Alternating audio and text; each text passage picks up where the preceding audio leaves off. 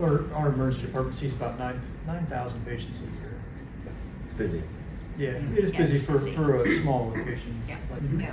And then how many patients do you serve, for procedures and stuff like that? Total, I think it's close to like, there's probably about 40,000 that come through the doors annually, whether that be ER or testing or physical therapy, stuff like that. So, And our area that we serve, the 13 communities, are all part of emergency medical responders who are mostly volunteers, although we have All-Star and some others.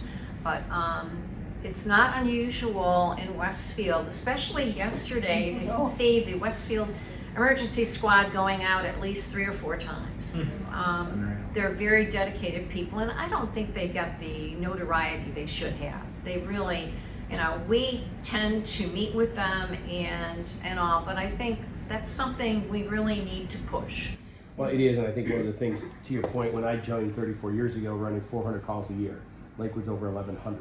Yeah. And that's just one department. And to your point, Helen, exactly right, is with an aging population and a lack of family in the area to care for our loved ones, it's becoming more and more. So you're right. It's, we have, if you look at 1,100, there's days we don't have calls. So in some places, Westfield, Portland, Brockton, Ripley, they can run 5-6 calls a day. Absolutely. And more importantly, a concern that I've always had, especially having my understanding and being out here, a wreck on Route 5 and 20 is a heck of a lot different than a wreck on 394 in Chautauqua, in Jamestown or Lakewood.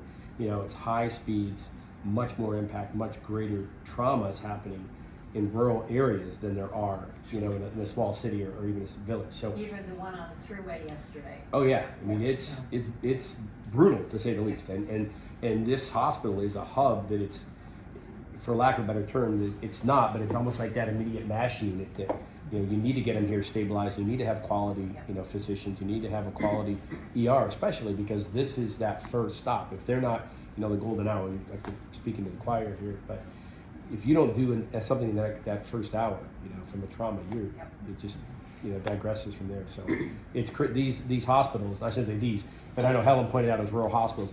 I think rural hospitals are more poised to see the initial traumas a lot more than people realize.